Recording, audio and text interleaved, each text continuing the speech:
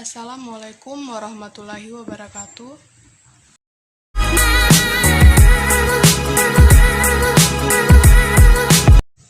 Jumpa lagi bersama saya Harliana Zain. Hari ini saya akan menjelaskan kepada kalian semua tentang rangkaian listrik. Saya berharap teori yang saya paparkan berjalan dengan lancar. Jadi, harap diperhatikan dengan seksama. Semoga kalian bisa memetik ilmu baru jika belum memperoleh, dan semoga kalian kembali mengingat materi yang saya paparkan ini jika kalian sudah lupa. So, mari kita nonton.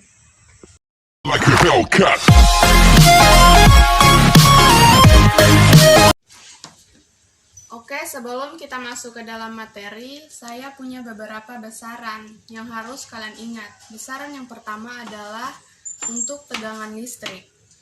Biasa disebut dengan volt, dan simbolnya biasa diberi huruf V besar.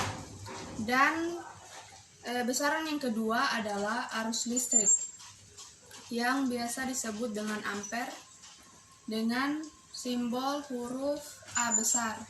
Lalu yang ketiga adalah untuk hambatan listrik.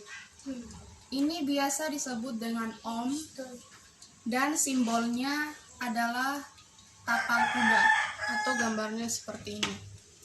Kemudian yang keempat adalah untuk daya listrik.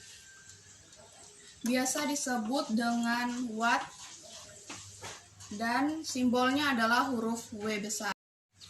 Lalu untuk besaran listrik yang terakhir adalah untuk energi listrik. Ini biasa disebut dengan joule, dan simbolnya adalah huruf J. Nah, itu tadi besaran-besaran yang harus kalian ingat. Sekarang kita masuk ke dalam materi. Sebelumnya kalian tahu nggak sih rangkaian listrik itu apa? Jadi rangkaian listrik itu adalah kumpulan dari beberapa komponen elektronika yang memiliki minimal satu buah lintasan. Oke, kita masuk ke materi yang pertama, yaitu materi mengenai komponen listrik. Komponen listrik ini dibagi menjadi dua macam, yaitu yang pertama komponen listrik yang menghasilkan arus listrik dan komponen listrik yang menggunakan arus listrik. Contoh dari komponen listrik yang menghasilkan arus listrik adalah baterai dan aki.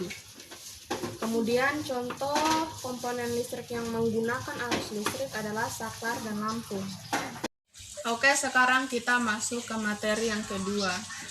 Materi yang kedua ini adalah tentang rangkaian listrik sederhana. Wah, ini pasti nggak ribet kan? Oke. Artinya ini adalah sumber listrik dengan komponen lainnya yang dirangkai atau disusun jadi satu kesatuan. Seperti itu ya, kalian jangan lupa. Nah, sekarang rangkaian listrik sederhana ini yaitu dibagi menjadi dua. Yang pertama adalah rangkaian listrik terbuka. Ini tandanya tidak ada arus, kemudian lampu mati, dan saklarnya terbuka. Kemudian untuk rangkaian listrik tertutup adalah tanda-tandanya ada arus, lampunya menyala, dan saklarnya tertutup. Kita lanjut ke materi yang ketiga. Nah, materi kita yang ketiga ini adalah tentang rangkaian listrik seri dan rangkaian listrik paralel. Saya akan menjelaskan perbedaan dari rangkaian listrik seri dan rangkaian listrik paralel. Yang pertama untuk rangkaian listrik seri. Ciri-cirinya itu yang pertama adalah disusun secara berderet.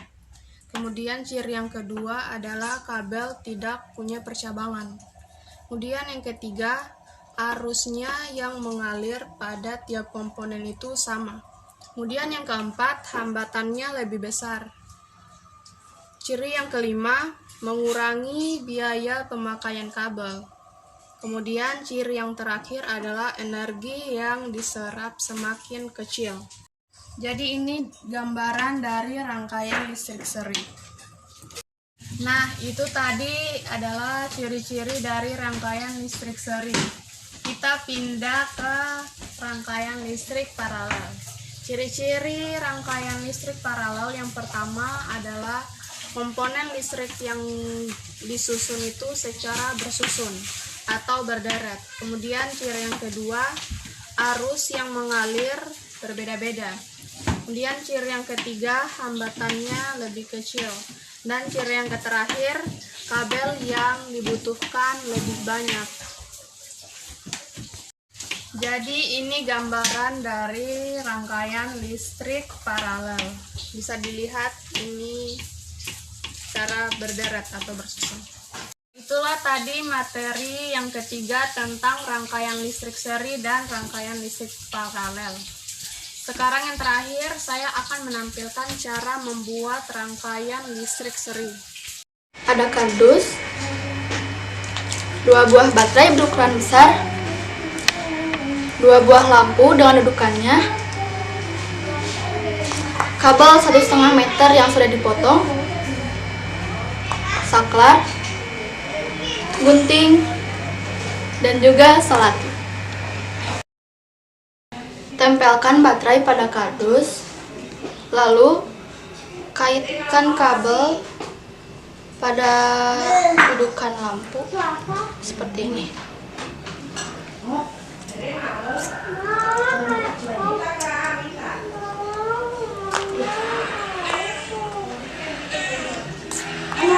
Lalu yang sisi lainnya juga dikaitkan seperti ini.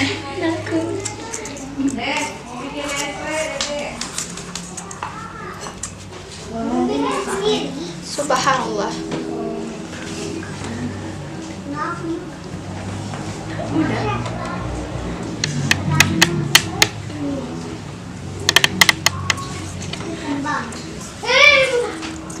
Seperti ini, dan dilakukan juga pada saklarnya.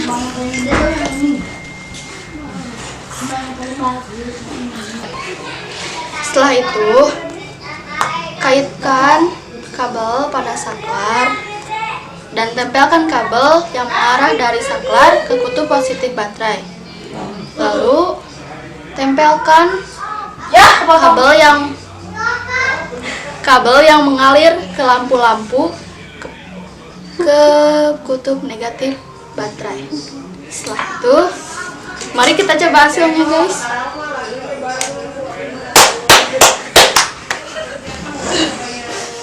Nah, itulah tadi materi yang saya bahas kali ini.